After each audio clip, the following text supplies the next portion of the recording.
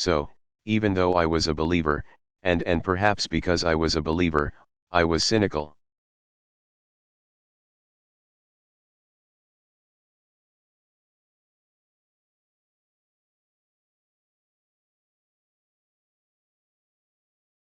Not about God, but about God's politics.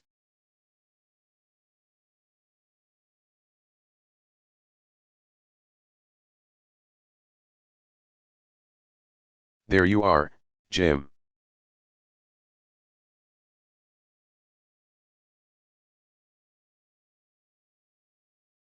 In 1997, a couple of eccentric septuagenarian Christians British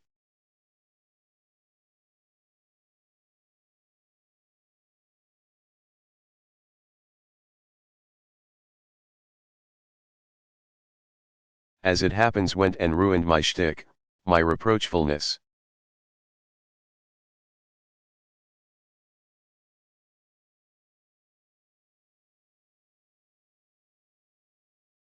They did it by describing the millennium, the year 2000, as a jubilee year.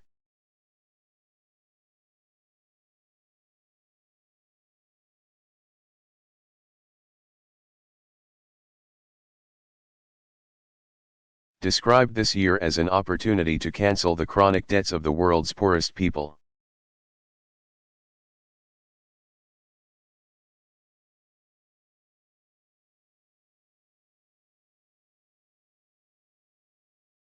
They had the audacity to renew the Lord's call and were joined by Pope John Paul II, who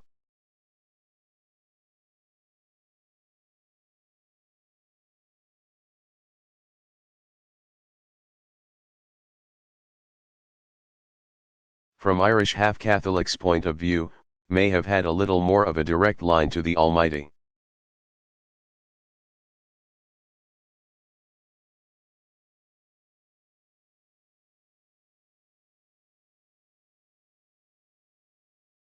But they got together to declare the year of Jubilee.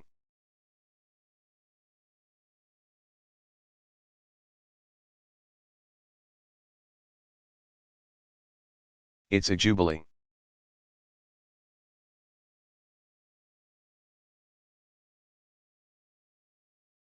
Why Jubilee? What was this year of Jubilee, this year of our Lord's favor?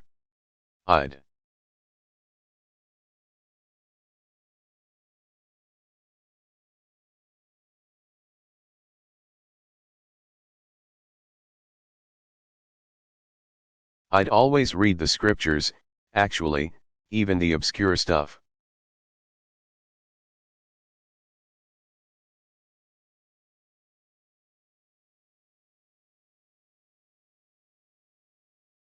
There it was in Leviticus 25:35, if your brother becomes poor.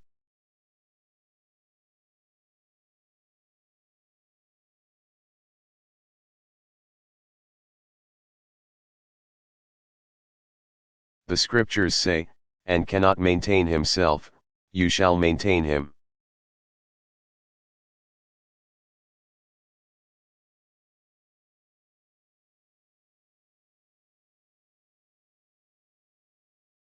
You shall not lend him your money at interest, not give him your food for profit.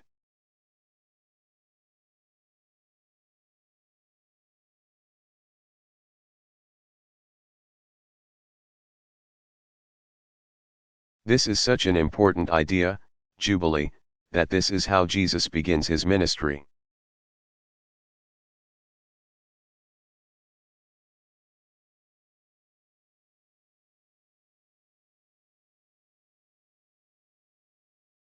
Jesus is a young man, he's met with the rabbis, he's impressed everybody, people are talking.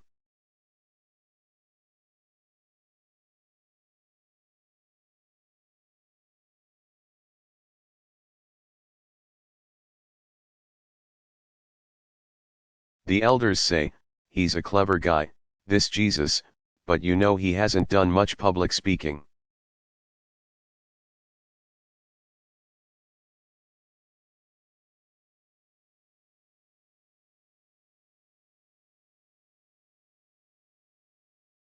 When he does, his first words are from Isaiah, the Spirit of the Lord is upon me.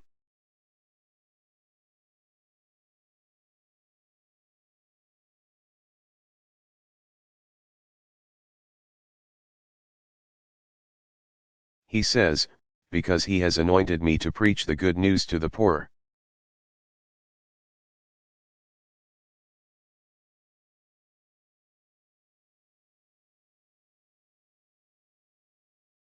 And Jesus proclaims the year of the Lord's favor, the year of Jubilee. I think that's Luke 4.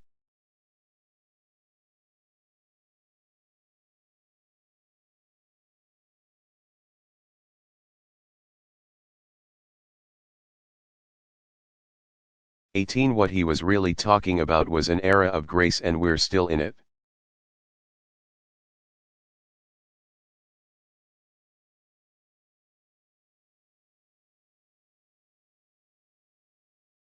So fast forward 2000 years.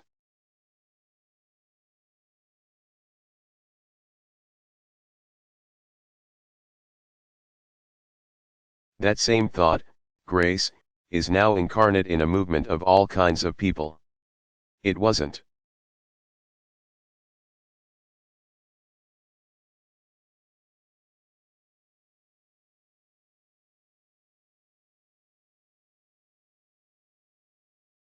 A bless me club.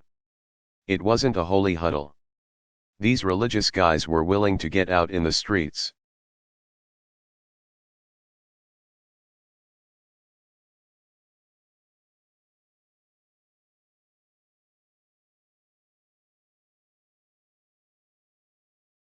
Get their boots dirty, wave the placards, follow their convictions with actions.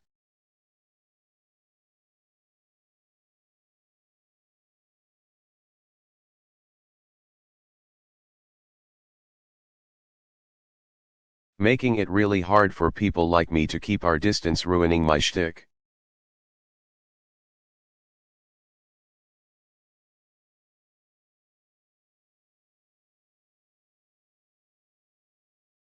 I almost started to like these church people.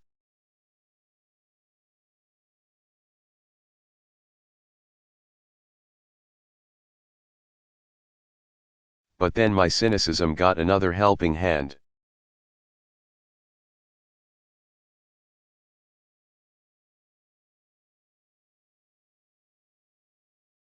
It was Colin Powell, a 5-star general, called the greatest WMD weapon of mass destruction of them all.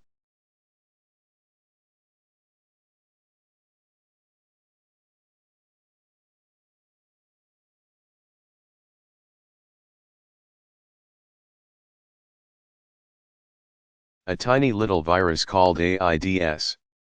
And the religious community, in large part, missed it.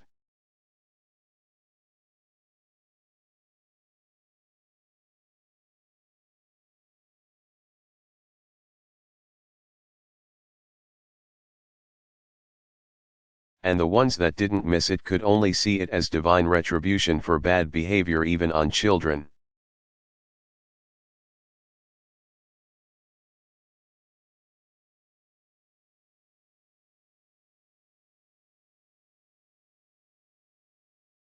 Even if the fastest growing group of HIV infections were married, faithful women.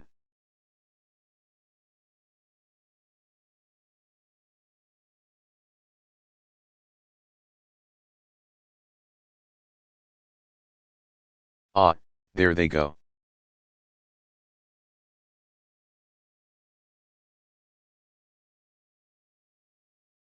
Judgmentalism is back, I thought to myself. But in truth,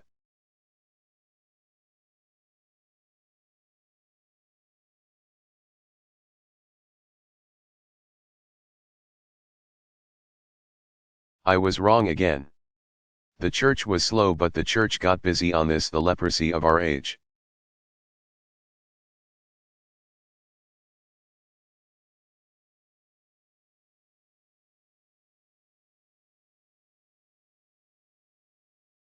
Love was on the move.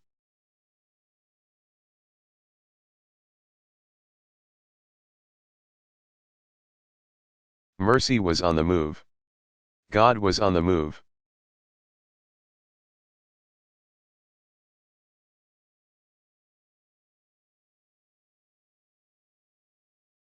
Moving people of all kinds to work with others they had never met, never would have cared to meet.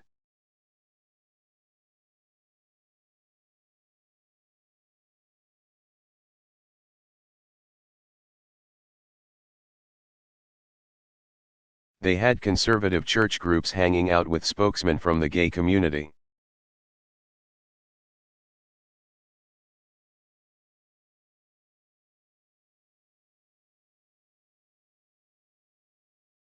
All singing off the same hymn sheet on AIDS. See, miracles do happen. And we had hip-hop stars and country stars.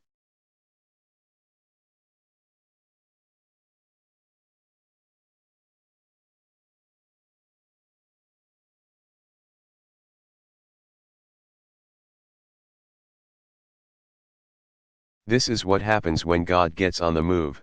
Crazy, crazy stuff happens.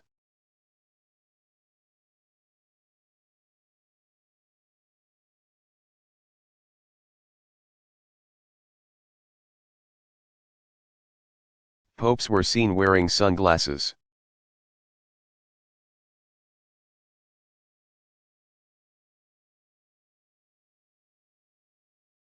Jesse Helms had a ghetto blaster now. Evidence of the spirit moving. It was breathtaking.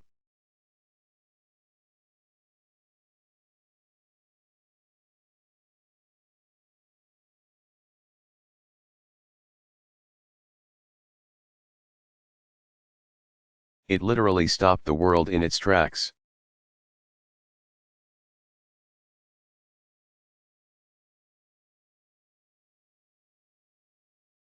When churches start demonstrating on debt, governments listened and acted.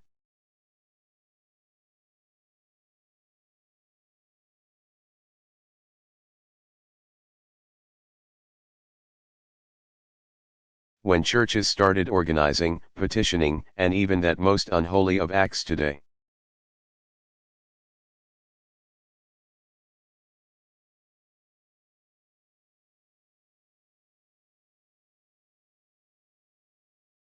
God forbid, lobbying on AIDS and global health, governments listened and acted.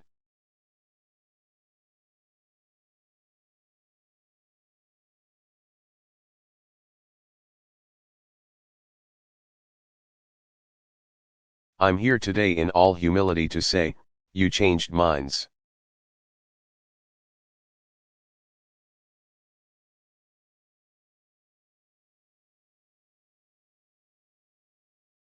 You changed policy, and you changed the world. So, thank you.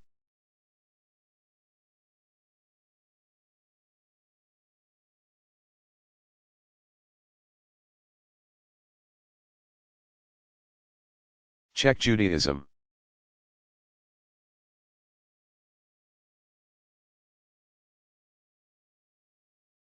Check Islam. Check pretty much anyone. I mean, God may well be with us in our mansions on the hill. I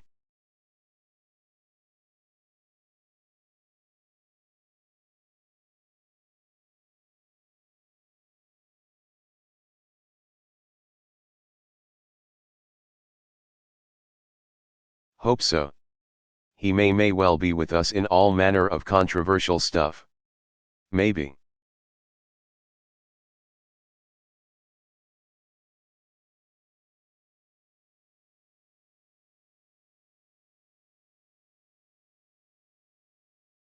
Maybe not. But the one thing we can all agree, all faiths, all ideologies, is that God is with the vulnerable and poor.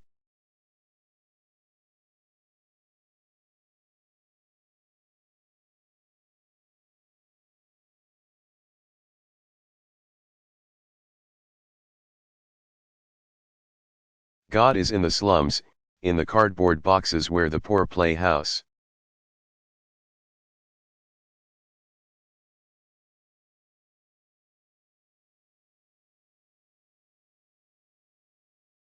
God is in the silence of a mother who has infected her child with a virus that will end both their lives.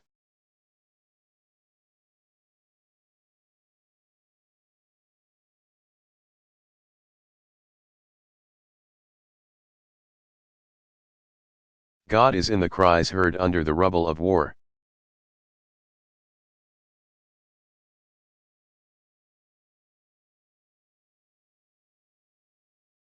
God is in the debris of wasted opportunity and lives, and God is with us if we are with them.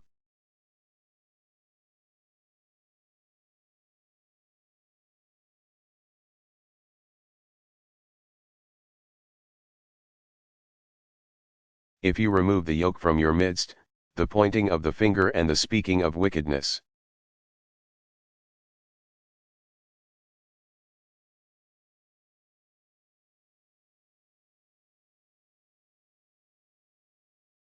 And if you give yourself to the hungry and satisfy the desire of the afflicted.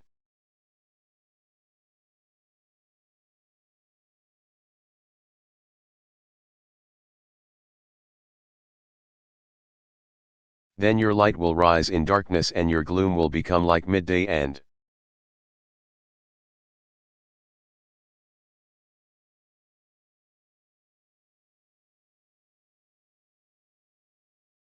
the Lord will continually guide you and satisfy your desire even in scorched places.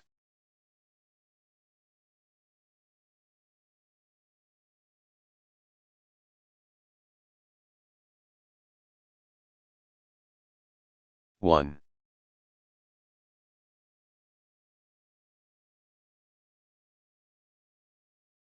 It's not a coincidence that in the scriptures, poverty is mentioned more than 2,100 times.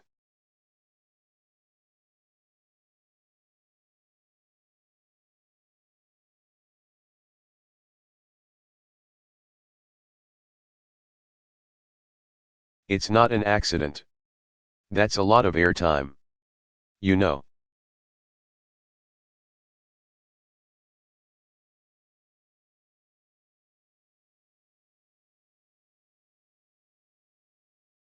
The only time Jesus Christ is judgmental is on the subject of the poor.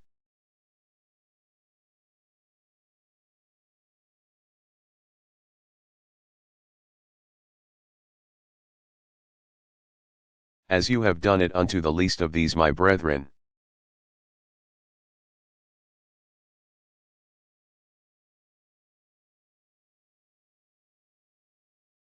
You have done it unto me. I believe that's Matthew 25:40.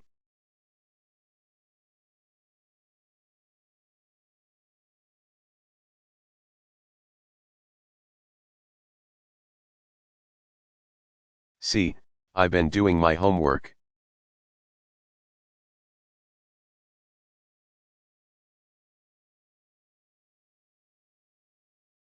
As I say, good news to the poor.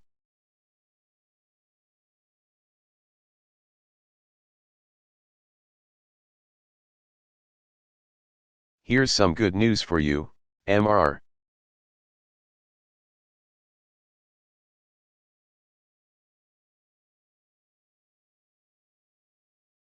President. After 9/11, we were told America would have no time for the world's poor.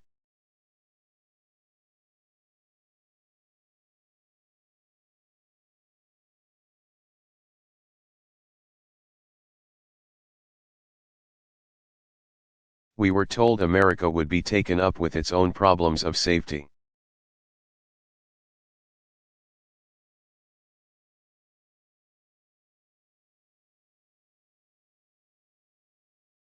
And it's true these are dangerous times, but America has not drawn the blinds and double-locked the doors.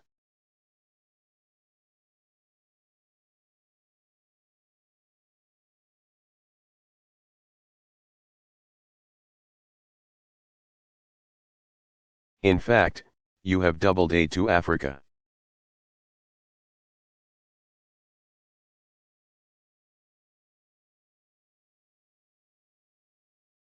You have tripled funding for the global health for global health. And Mr. President,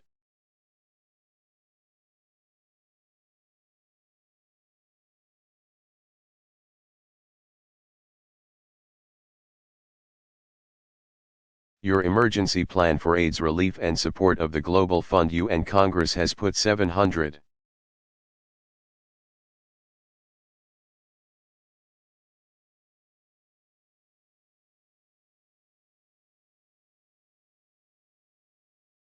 000 people onto life-saving antiretroviral drugs and provided 8 million bed nets to protect children from malaria.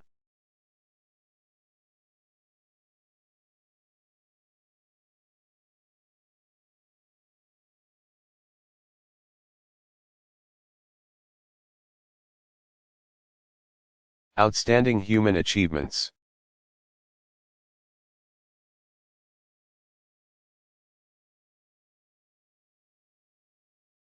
Counterintuitive, I think you'll admit, but historic. You should be very, very proud.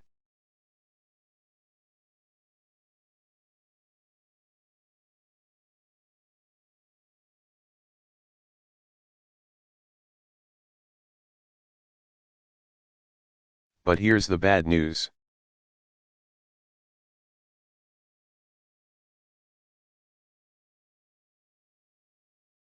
There's so much more to do. There is a gigantic chasm between.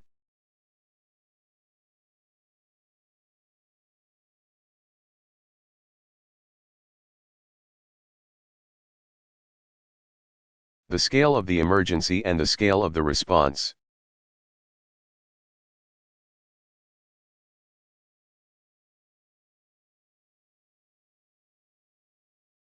And finally, getting to higher levels, higher callings.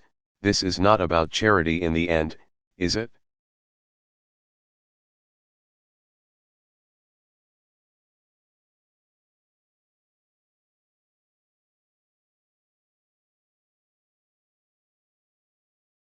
It's about justice. The good news yet to come. I just want to repeat that, this is not about charity.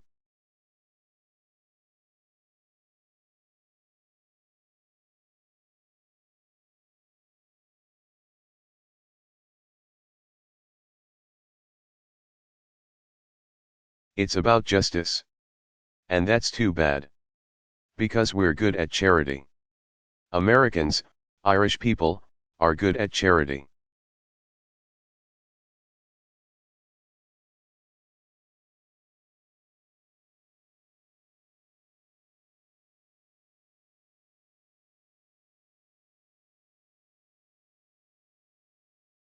We like to give, and we give a lot, even those who can't afford it.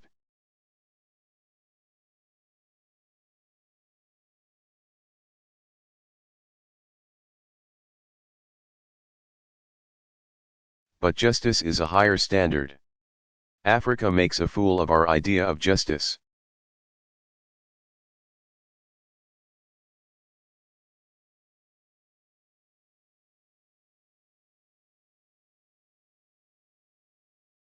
It makes a farce of our idea of equality.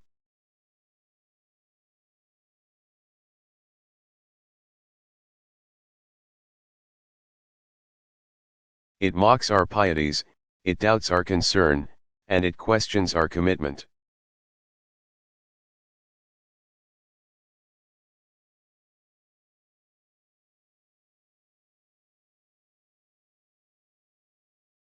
Six and a half thousand Africans are still dying every day of preventable.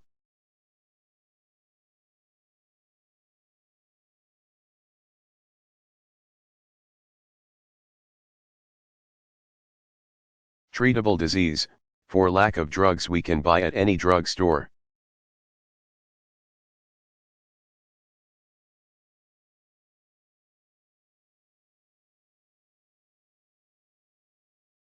This is not about charity, this is about justice and equality.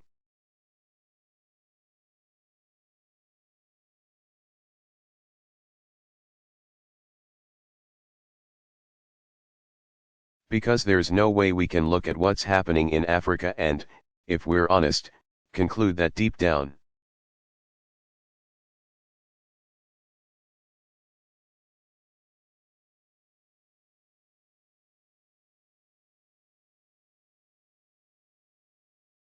we would let it happen anywhere else if we really accepted that Africans are equal to us.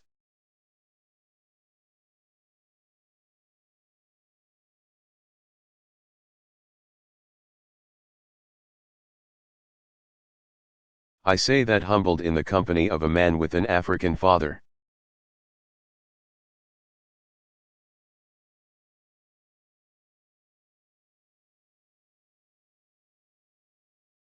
Look what happened in Southeast Asia with the tsunami.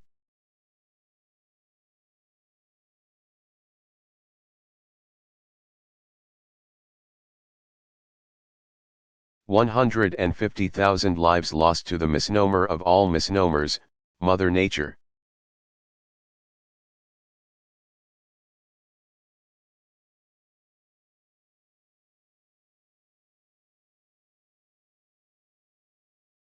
Well, in Africa, 150,000 lives are lost every month at tsunami every month.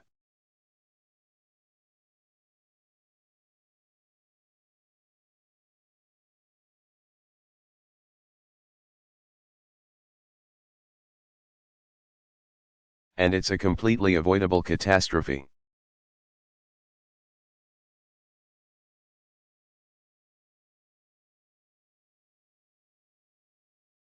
It's annoying, but justice and equality are mates, aren't they?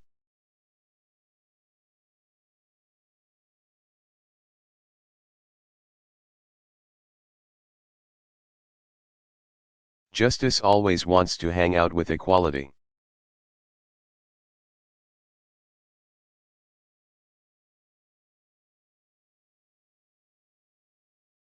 And equality is a real pain in the ass.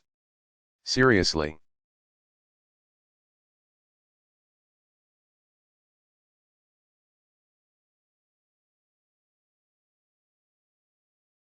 I mean, you think of these Jewish sheep herders going to meet with the Pharaoh.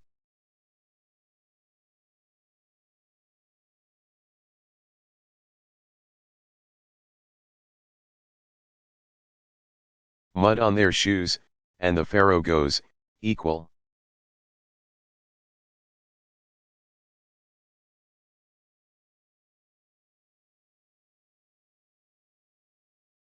Equal. And they say, "Yeah, that's what it says here in the book, here."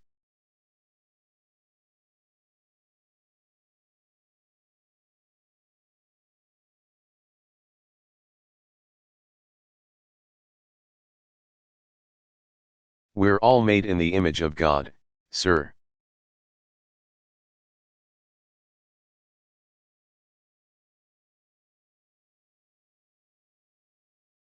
Eventually the Pharaoh says, "Look, I can accept that."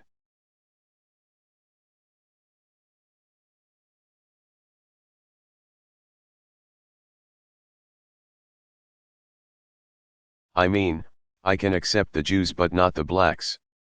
I mean, not the women. Not the gays. Not the Irish. No way.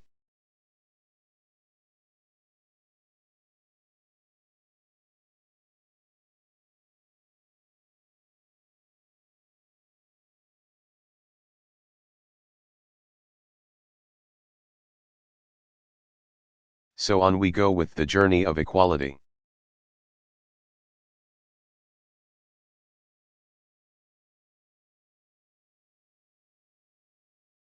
On we go in the pursuit of justice.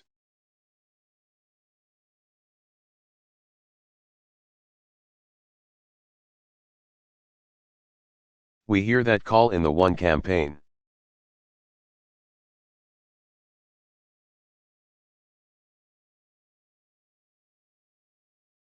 A growing movement of more than 2 million Americans, 5 million by the next election.